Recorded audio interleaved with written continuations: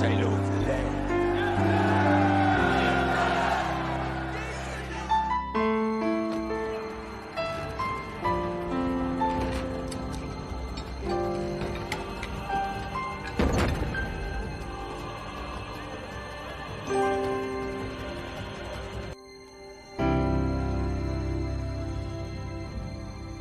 Narahimukum.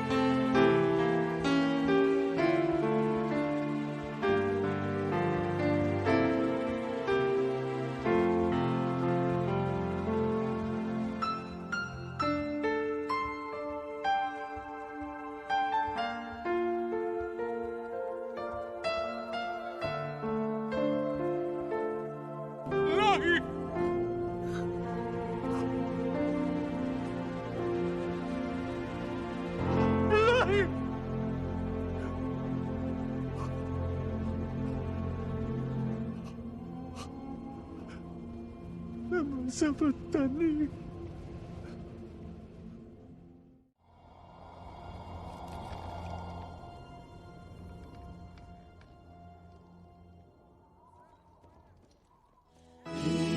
Sua cruz mata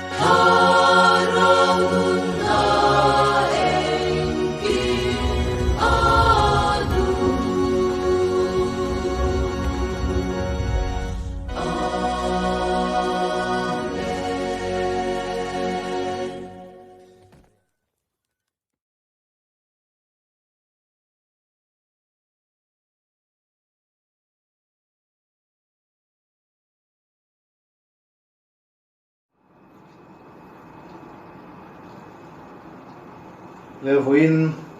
Good Friday kan lali sua kan sual dan tura ain pe kan ni kan lau thlen le hian pungdanga chuan ursu takin ko ran hoten biakin thiang lima hun kan mang thrina kan lali sua kan ria trengnan lal pa jang ria sacrament po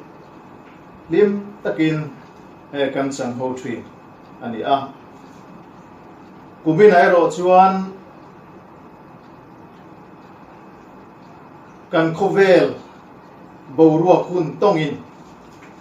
azirlo awangin biagin chunga te program mang theilovin manin chung khura he ni poi mota mai hi kan man alo chu ta a lelam zo ngai to chuan alcohol tha khop moya real ru po anathei niin alam ani amai ro chu voinia hian kan lali suan thamuang takinom ro u kein khovel kangam ta ati kha kan real ruwa thethar le ila biakin chunga program mang theilo ma ila mani in chung khura lim le lom takin voini Good Friday hi lali suane na mang turin ko ran hote kanin so masa ani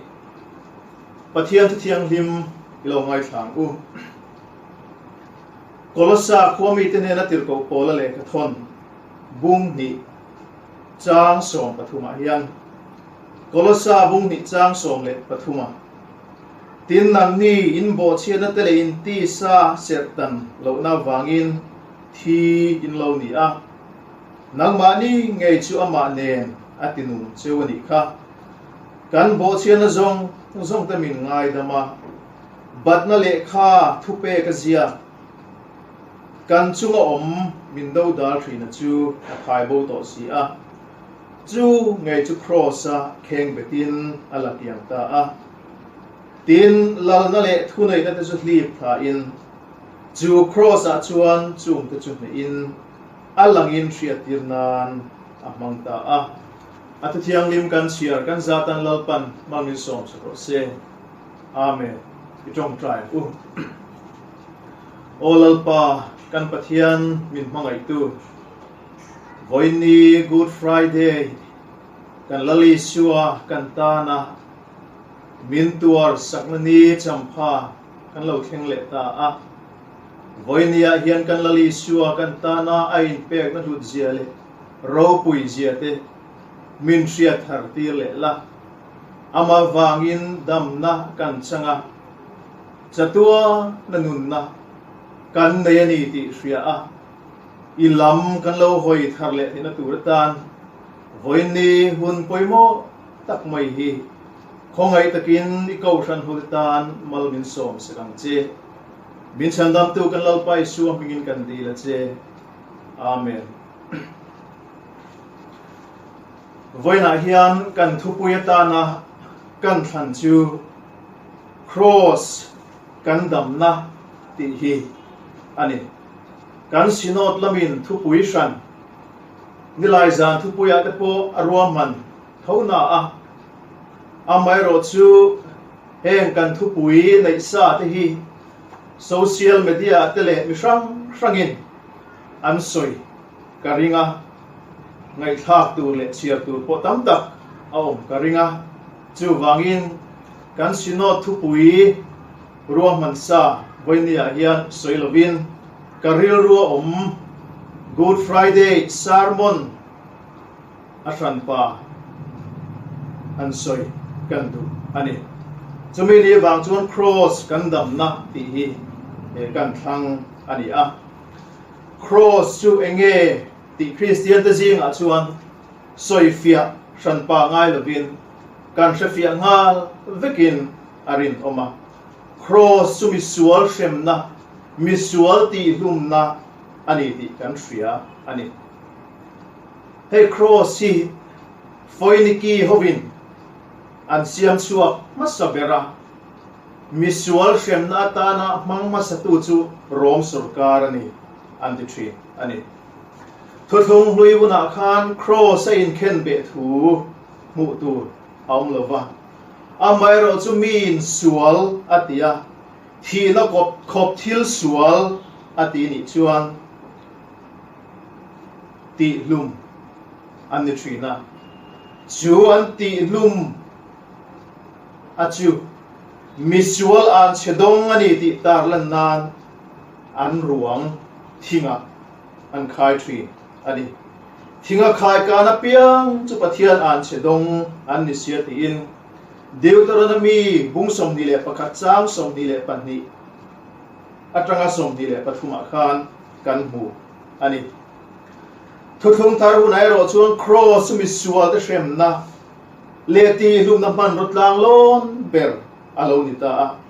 rom sarkar chuan salle boy le ramdang mi sarkar dan bo chiate shem nan le ti lum nan an mong thina tual that le ram phat san tu te an kheng be thina tian chu mai delwin sarkar la ka helte an kheng be bok thri ani lali suapo kha rom sarkar huat zong tak turin ama hek tu te khan he mi hian juda te lalkani ati tin rom sarkar la khan an hek ani kha ro rel nei na thiam lo achan ti cross a khen be tura thiam lo an chan tir an convict to reng chu khen be ani mai nasatakin an soi sa a savun zai thur amora thir zum siam tak an vua mangin chu thiam lo chang khen be tur chu nasatakin an vua an hlapa ti sale vun khok hlok khopin an soi sa thi an vo thi ani anti tiran khen be na tur mun thlengin an mani khen be na tur cross khampei an putir thi ani an silfen an lisak veka chu an silfen chu ama kheng betu sipaiten anin sem thi ani an mi khen bet reng eng wanga kheng bet nge an ni ti tarlan nan cross chung an thil ti siwal an tarlam thi ani heng khen be turan soi sakdan zong hi lali suwa khana khechiang khopin arinom ani ahun laya misual an shem dan anti lum dan tlang lon ber ani tlata wangin lali suwa tangang cross khen be kha thil thar adilo mai thei chotiang din muna chia chun lali suan ading ve don ani ti ain ria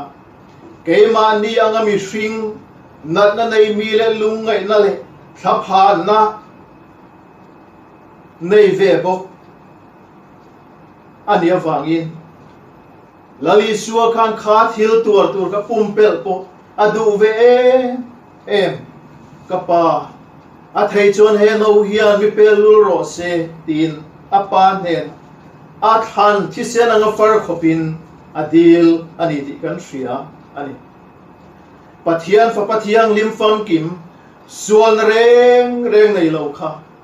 mi hring te sual ka ta nan suak turin mi sual a chia angai si a ma ni na ni hau lo ni anga in pu te kan soi ni hau lo kan soi anga min pu te hian mi hring ril ru hian apai dam thei ngai lo ani lali suwa po ni na ni hau lo mi suwa la chiar ani a enge chan kan ti chuan khovel ama wa kan dam theina turin nangle ka ya suwa la zong kha apur tlatawangin lali suwa kami suwa la chiar alo nita ani pathian fapa suwa na reng nei lo ke ni mi suwa te ai owa kan suwa la zong pura kan tuar ai min tuar sakhi ngai tu chian pole ama ani tiru pathian mi suwa la mangai lu cheboral nu kha tin la kan sa thin misual mangai har sat zia te kan ngai tu ngayam le kan mangai te tu tenge nia kan mangai thailo te tu tenge tinanin zota ila tuna kani mangai na kha tuyanga le buang ni ta sila luyagin luang ta sila im mangai telama luang ta sila tu telama nge aluana misual telama aluang nge misual telama chuan aluang lo mai thei tiru ke ni misual ve bok main misual te mangai harsa kan ti laya pathian fa pa sual reng nei lo bina misual te minan mangaya kan tuar ai zong min tuar saka a mangai la ke ni misual te hen lama alo luang theng mai hi avan ro pui em tiru mi pakat chuan rong bo tu nena enga tinge lali suwa khan juda is kariota kha azir tira tan than ve kher le tina sota churong bo tu chuan ke po he ka ngai tua fosin em wanging e lali suwa yana rong bo turin ke mi suali min than ve kher le ti don theng hian kalangai tua sin tina chang ani anti eng wangin nge lali suwa hian kan tuar ai tua kong dang om thailo kan suwa la wang le kan din muna chiate ma wangin kan tan lali suwa hi atuar ani mai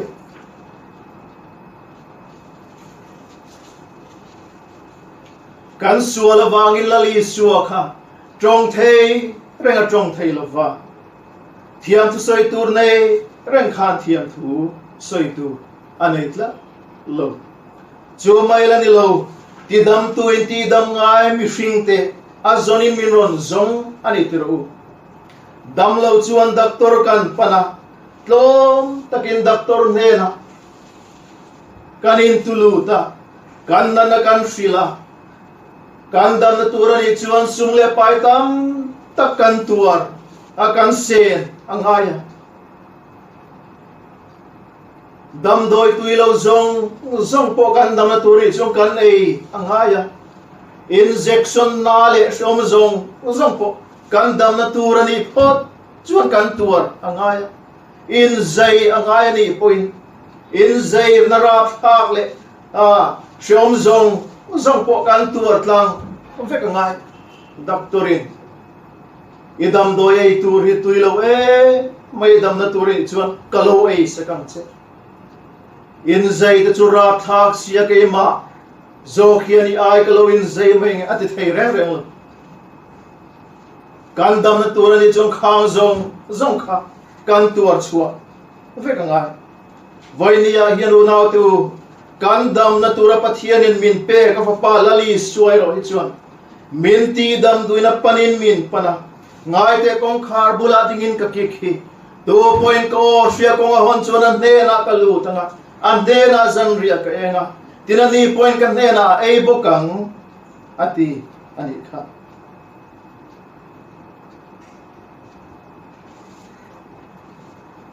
chumai la ni lo kan tuarai zong min tuar saka atua na chunga voinia hian na lovin nangle ke hi min ti dam ta ani voini hian mi sual thiam lo chang to te pathian ne na in mission to te chu lali suwa cross thil ti theina wangin mi fela chiar kan lo ni le ta a pathian fa voin kan lo le ta ani suwa lo wang lungai kun thin te ngai dam zo lo khop thil suwa te in shia te boilia yang kan zinga kan lo omani mai the lali suwa yan voi thum lai phat santo petera pokha voi thum lai ako non niamole pathian san dam le mangai na huang chunga yan misual ber point mun kan chang ve